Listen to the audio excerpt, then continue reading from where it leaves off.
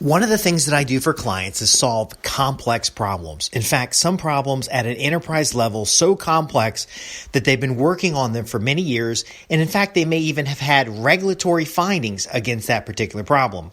I'm Justin Hitt with Inside Strategic Relations. One challenge when I approach these problems and solve them for businesses that very often my solutions are simple and matter of fact. And I want to share with you why this matters and why complex solutions for complex or even simple problems is not the way to go. First off, many employees believe that the more work they put into something, the better the outcome will be. Now, I don't believe that. I believe there's such a thing as a critical path and a minimal viable product that if you approach it with the right amount of resources and you approach it in the right way, that you're going to get some level of outcome to satisfy your target goals. Now, I believe this because as a project manager, as a business owner, as someone who basically doesn't get paid unless the work is done well, I've approached things different than somebody who gets a paycheck, whether it takes 1 day, 1 week, or 1 year. And this is important for you because when you have a bunch of employees sitting around trying to solution a problem, there's a lot of folks that are doing things other than solving the problem. For example, what about the person who's jockeying to be noticed and they want to sound innovative and they're getting out there and pushing their solution so that maybe one day they could get a promotion or they could get the attention of a decision maker? What about the other person who's read a book and they kind of understand the book and they're looking to get to that next level and they want to share how smart they are, not how practical, but how smart they are by quoting the book and describing this new method that we can try. Now, what about the other person who hears the new method and says, you know what, I'm tired of the same old boring method. The new method, let's give that a try because obviously what we're doing is not working. And so they're the follower. Well, your teams are full of these kinds of people. And when you get a bunch of people together as a committee to solve a problem, you have all these conflicting interests and no solution for your problem. So what do I do that's different? Well, first off, I take a project management approach, a very boring project management approach. First thing is what are your deliverables? Like once we solve this problem, what would life look like? The solutions behind us, doesn't matter what the solution is, but the solutions behind us, what would life look like? What are the regulations we need to comply with? What are the risks we're trying to address? What are the policies that we need to be aligned with? What are the things that we will be measured by when it comes to the success of solving this problem? And a lot of folks are going to say, well, we need to really start looking at this and look at that. You capture that information. Those are the characteristics of the problem. But first, what is it going to look like when the problem's solved? Now, sometimes you don't know the answer, but you can outline something. The next thing I look at is what is the actual problem? See, in a regulatory environment, it's real clear what the regulatory, if it's privacy, you protect the user's privacy. Here are the laws, rules, and regulations that guide that. We can build a list of requirements, but underlying, there's some kind of problem that we're solving. And the problem could be a reputational risk problem. And in the privacy world, if information leaks about clients and they get their personal information stolen, that erodes the trust of the business and ultimately loses money. So the problem is framed in that. Now you can drill down and be even more specific about the problem. And I believe the better you can define the problem you're solving for, the easier it is to solve the problem. Now with a complex problem, there can be many problem statements. There could be many root causes. You got to pick a few. So the next thing I'm going to do is scope down to what are we solving for? There are complex problems that if you broke them into small pieces, you prioritize those pieces, you address them in the order of priority, focusing all your resources on the critical items, it'll solve itself. You'll get to a point of saturation where you've essentially solved for all the high and critical elements, and the rest of the stuff kind of takes care of itself. Now, there's a problem though, because see, managers are being measured on the amount of work they complete. Not about the important work they get done, but the amount of work they get complete. So very often they go beyond the point of value by drilling down and solving we have to solve for every concern and problem we identified in our breakout session. Well, no, you don't. You just need to solve for the important ones to get you the defined deliverables. See, that's a problem with projects taking too long, problems taking too long. If you allocate 3 years to solve a problem, that's career for some people. The average professional stays in a position from 18 months to 24 months.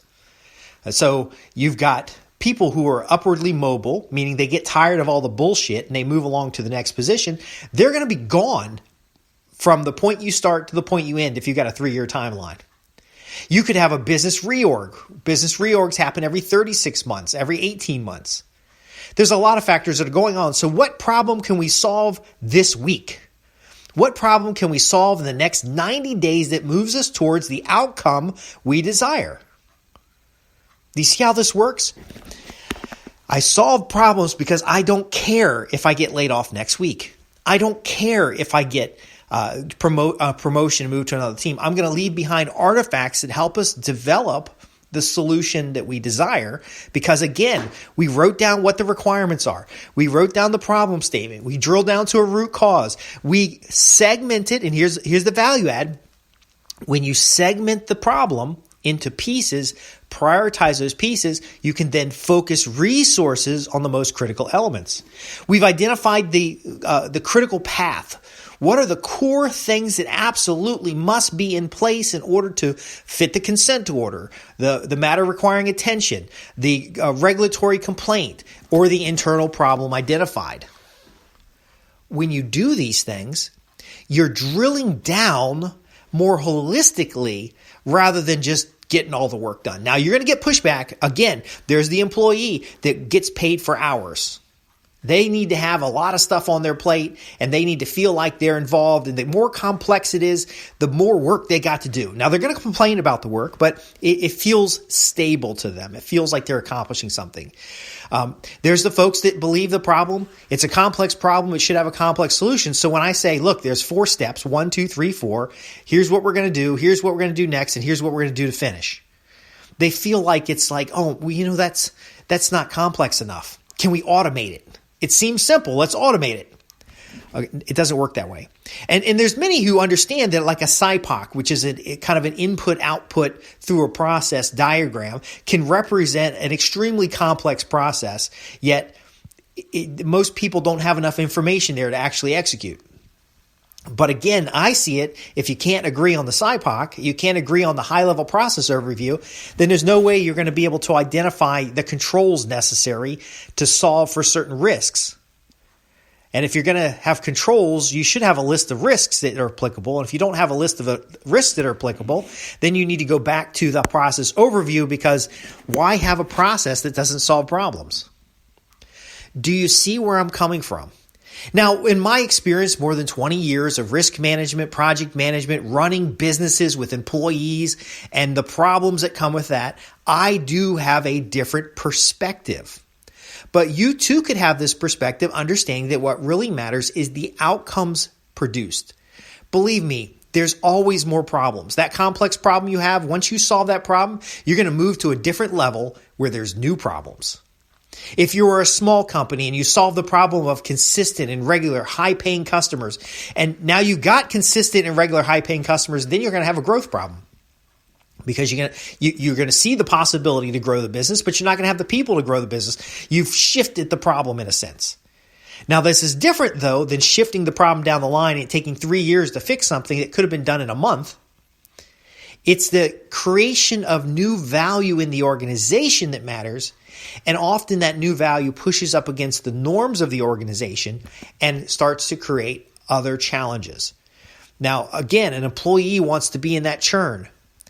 They don't understand that once we solve this problem and we get the euphoria of having this behind us, that there is going to be a new problem to solve. And in fact, these simple implementations will help you focus on the creative thinking, the tests, the rational thought necessary to get to the next point. Maybe it is that employees don't want to think. But if they don't want to think, then a simple process ought to be easier to do. My point being, and the real takeaway is, a complex solution has a lot of pieces. It has inherent risk in the fact that it has a lot of parts. So why not find the Occam's razor solution, which is this as simple as you can get to still create the deliverables and the results that you need? See, that's how I solve immensely complex problems with what seem to be small, simple models. Now, in reality, they're not always small, simple models. In order to convey and get buy-in, you have to give them the high level. So you give them the high level process. This is what we're going to do first. This is what we're going to do next. And this is what we're going to do last. Now, doing these things are going to create the following outcomes that match the requirements that we established in advance.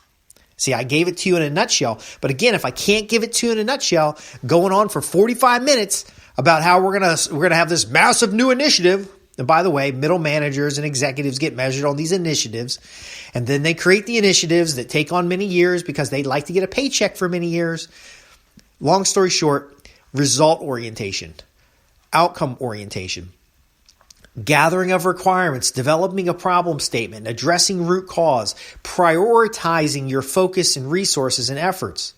I want efficiency and effectiveness. And the only way that you're going to get it is by approaching problems in a different way. And it's not complex problem, complex solution. Very often, you have the complex problem because the work that you were doing had fat in it. It had friction in it. It had additional steps that were not necessary for the outcome that you desired. And when you step back and you look at it with this different approach, you start seeing powerful ways to unlock profits in a business, to solve problems before they're big problems, like solve a bunch of little problems. Now understand, this is boring. It is boring to solve little problems, and your job every day is solving little problems. Well, remember though, squeaky hinges, small hinges swing big doors. And if those hinges are squeaking and you take care of them now, then you don't have to worry about them falling off later.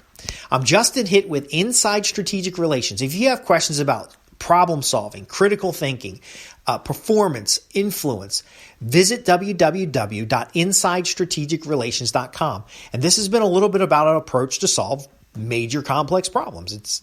It doesn't seem hard when you have the methodology.